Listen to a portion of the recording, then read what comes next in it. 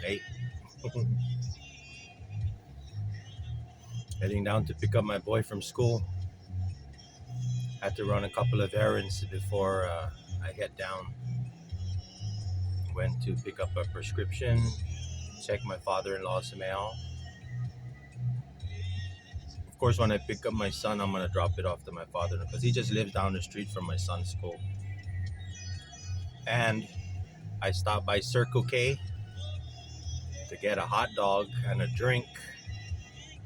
Don't tell my wife. She doesn't like it when I eat without her. She thinks I'm cheating on her. Really? Really? If I don't eat with you, I'm cheating on you? Oh, come on. Anyway, I'm still here at the gas station, Circle K, like I said. I'm gonna head down to my boys' school.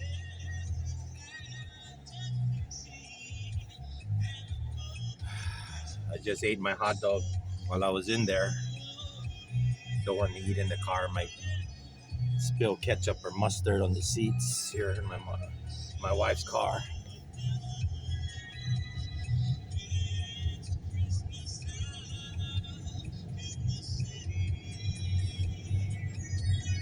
If you watch any of my really old videos from several years ago,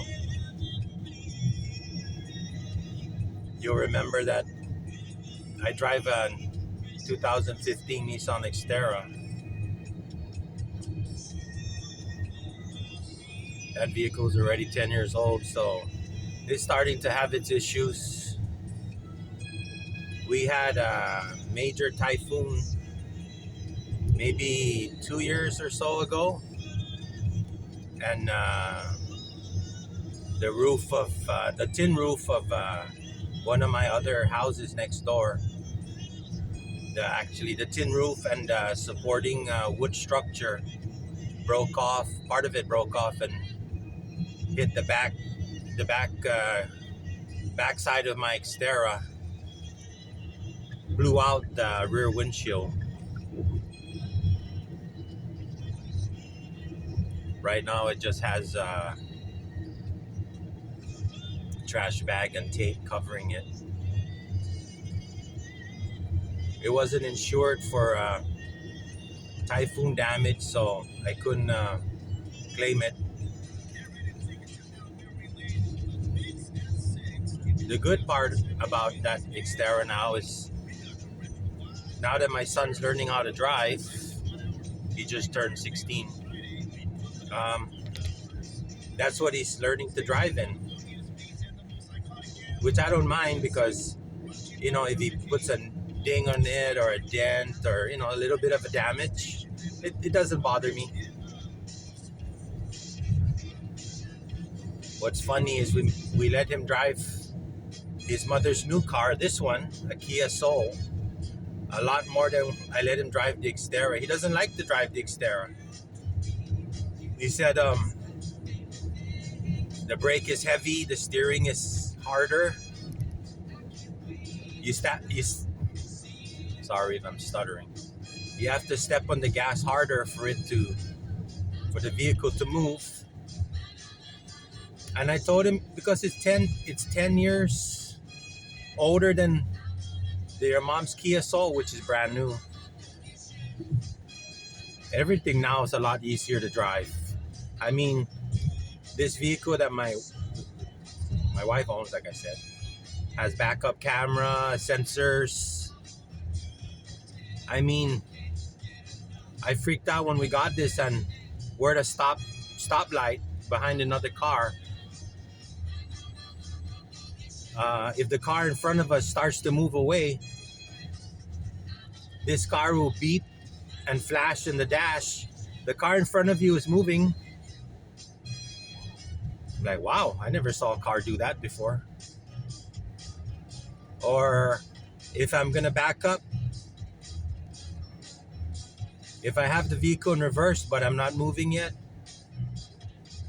if a car comes close to being behind us, it'll beep and flash, collision, and I'm looking like, what collision? And then I'll see a vehicle like passing behind us, and I'm like, wow.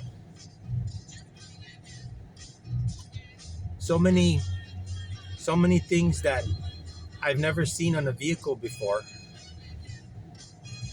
Lets you know that I don't exactly buy new vehicles every year or every other year like some people.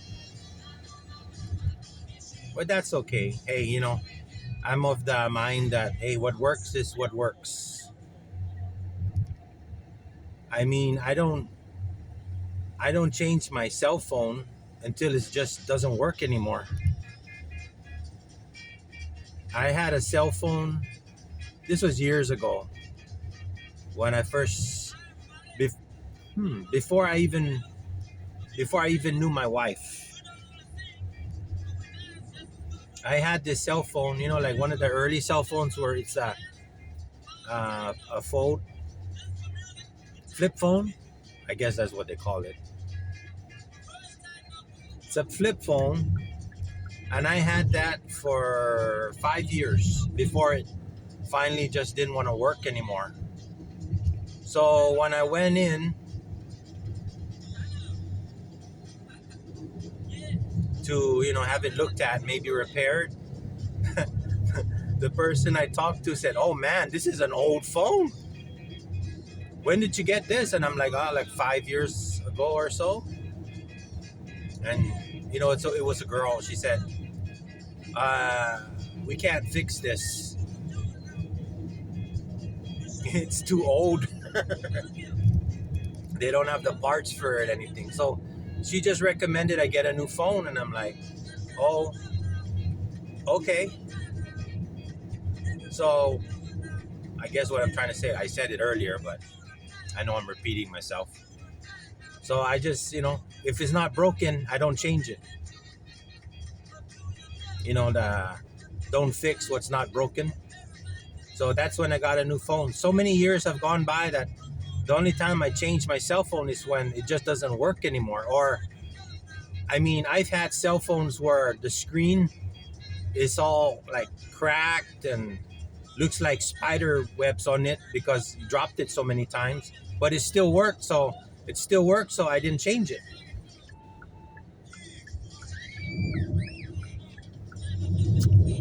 Anyway,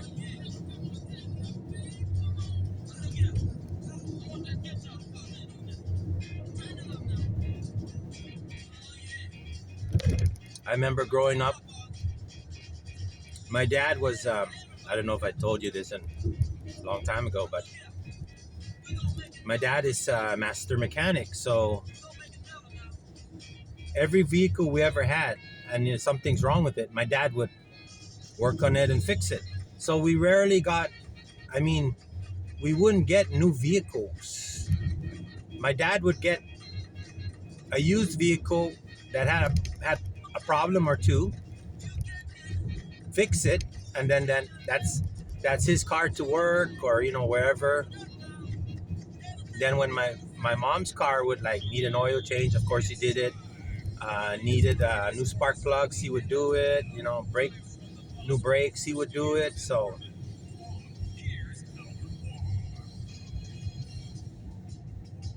the only time I remember getting a new car is when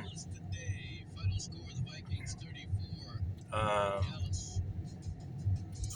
I got a Nissan Z twin turbo back in 90. I don't know if it's 90, 91, 92. A 300Z. I love that car. That car looked great, felt great being in it, and it was fast. Not that I would go, speeding all the time, but I mean, twin turbo, 300 horsepower. Nowadays, this younger crowd that are into cars say 300 horsepower is not much. 300 horsepower back in the 80s and 90s was a lot of power. What's funny about that car is I never had a I never had a girlfriend when I owned that car.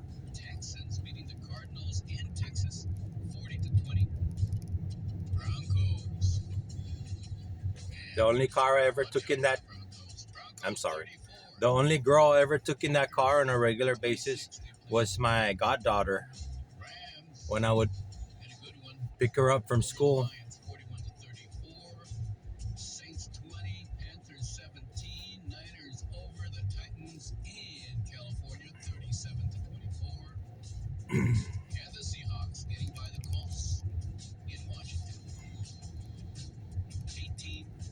I think that's a